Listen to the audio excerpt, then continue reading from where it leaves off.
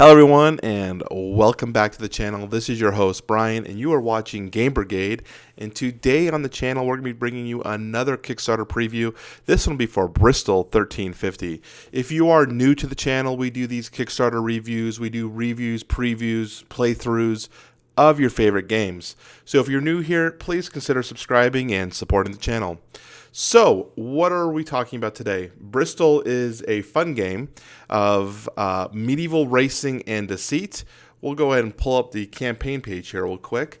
So this is still relatively new in the campaign. We're at 21 days to go, roughly 7,500 backers, and at 400,000 current pledge level.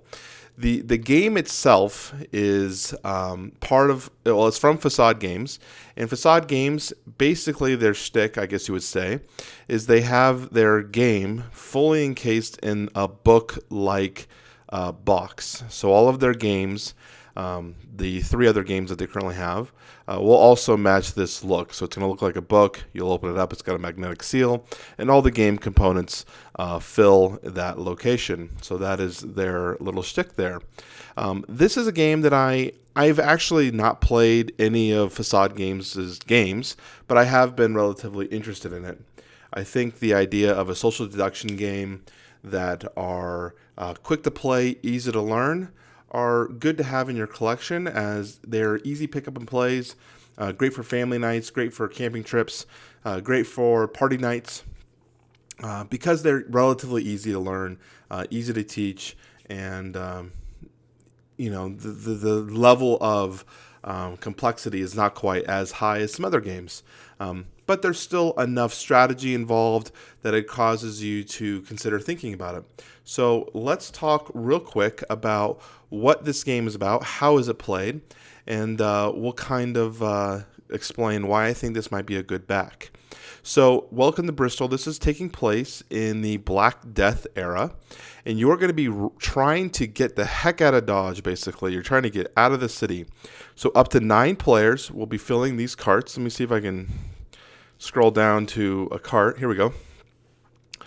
So up to 9 players will be trying to escape the city using these carts. You'll be rolling these dice, and the dice will have indicated colors on them of brown, red, or white, and that'll indicate how many spaces you move with your cart. Now, they also have some symbols on those dice, either a rat or an apple, and if you have 2 rats of the same color, then they mingle, and it's not good, because then you're going to be spreading the plague. And so what players will do is they'll have some cards here that have symptoms on them: headache, cough, chills, and effectively, if your number here adds up to 6, then you are plagued. And it's important to note that in this game, you're going to be shuffling and shifting your symptoms around.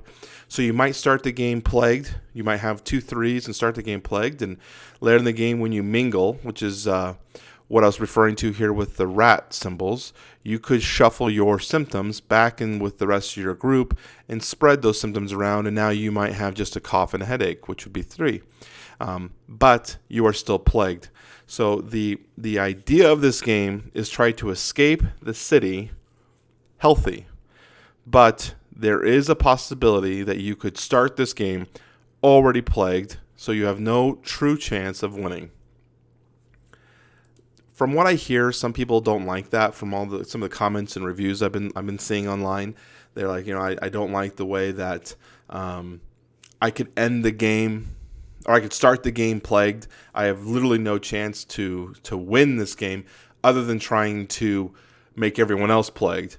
I think in terms of a social deduction game where you are now actively against the group, because in the beginning everyone's kind of together, but now you're secretly sick, and if you think about like zombie movies, no one wants to reveal that they're bitten, right? So kind of in that vein, you're going to not reveal that you're plagued, and then you're going to try to get other people plagued so you can bring down everyone with you.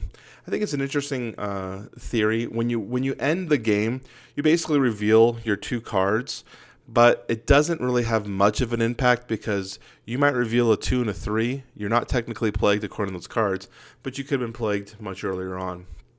According to some of the comments, some people have complained that what if someone lies? What if they finish the game, they're not plagued according to their cards, they were plagued earlier, and they just never said that they were plagued? It can have an effect on the game. According to the developers, they say that this is very unlikely. People will not be doing that. But I do see it as a potential issue. Now, one that's game breaking, probably not. You just have to make sure you're very clear with your player group that when you start this game, that if you are plagued for the rest of the game. Doesn't matter what changes in your symptoms, you're plagued. And if that happens, then people will hopefully understand. You'll also have these cards called Remedies. These will basically be additional actions that you can take during your turn to lock dice, force movement, things like that, reroll dice. And so these give an additional layer of strategy in the game, as the actions you choose to do can reveal whether you are plagued or not plagued. And that could be a good thing or a bad thing.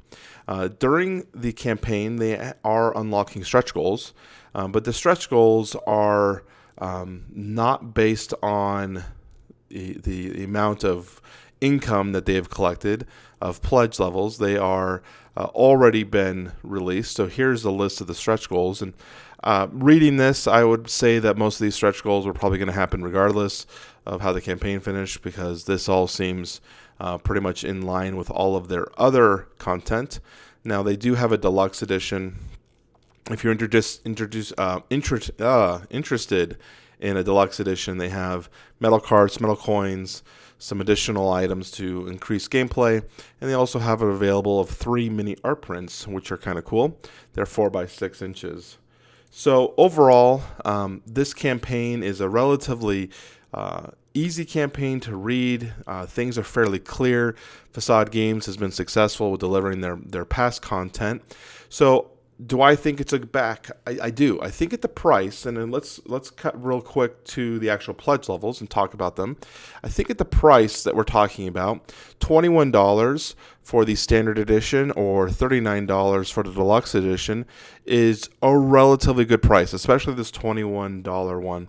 That is very, very well priced for a decent game that you can bring out. The shipping is also very, very affordable. The shipping for U.S. backers is $6. Now, they do have an option here. If you go down a little further, you can get more additional games from Facade Games. So at this level, you can get one of the additionals. At this level, you can get 2 games.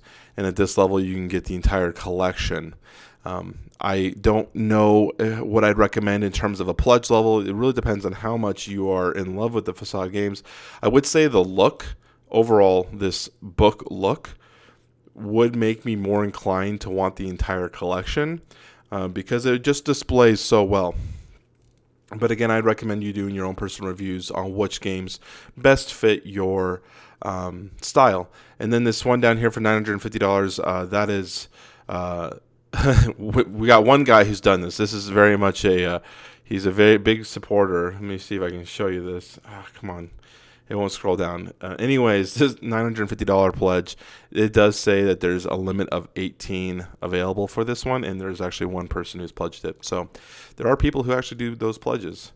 So anyways, if this is helpful for you in terms of learning about a new game that you might not have had on your radar before, I mean, a lot of people have had on the radar, but if this is one that you haven't thought about picking up, I think it's one worth checking out. As a social deduction game, as you're trying to figure out who has the plague, are you healthy, are you not healthy, do I trust you, do I want to stay in the cart with you, or do I want to jump ship to another cart that might have more healthy players? It's an interesting game. It plays relatively quickly, about 40 minutes. I think it's a good pickup. I would give this my recommended seal for Game Brigade. Definitely recommend picking it up if you are interested. Anyways, guys, if you like the content, make sure you hit that like button, subscribe for more. See you soon.